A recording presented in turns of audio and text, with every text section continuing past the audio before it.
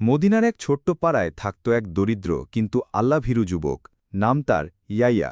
তার জীবনের বড় গুণ ছিল সে কখনো কারো হক মারত না আর সত্য কথা বলতে ভয় পেত না। দিনে সে খেজুরের বাগানে কাজ করত, রাতে কোরআন তিলাওয়াত করত। একদিন কাজ থেকে ফেরার পথে রাস্তার পাশে সে দেখতে পেল এক ছোট্ট কাপড়ে মোড়ানো কিছু পড়ে আছে।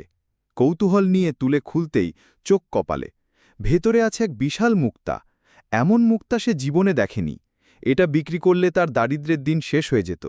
কিন্তু তখনই মনে পড়ল রাসূল সাল্লাল্লাহু আলাইহি ওয়াসাল্লাম বলেছেন, যে বস্তু তুমি খুঁজে পাও তার প্রকৃত মালিককে খুঁজে বের করো।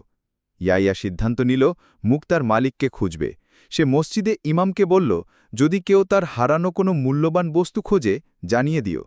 কয়েকদিন পার হয়ে গেল, কেউ এলো না। এক সপ্তাহ পরে এক বৃদ্ধ এসে কান্নাকাটি করতে লাগল, আমার বৌমার জন্য উপহার আনা মুক্তা হারিয়ে গেছে, এটা আমার জীবনের সব সঞ্চয়। ইয়াইয়া বিনা দ্বিধায় মুক্তাটা বের করে দিল।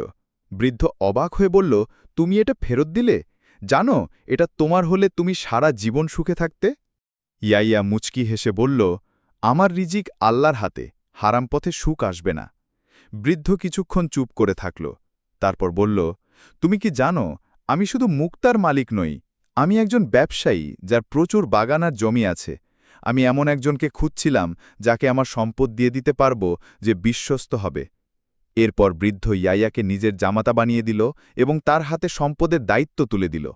ইয়াইয়ার সততা ও আল্লাভীতি তাকে এমন সম্মান ও সুখ এনে দিল যা সে কখনো কল্পনাও করেনি। শিক্ষা।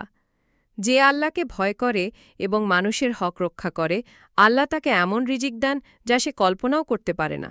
যেমন কুরআনে আল্লাহ বলেছেন, যে আল্লাহকে ভয় করে আল্লাহ তার জন্য বের হওয়ার পথ বানিয়ে দেন এবং তাকে এমন জায়গা থেকে রিজিক দেন যা সে কল্পনাও করতে পারে না। সূরা আত-তালাক 2:3।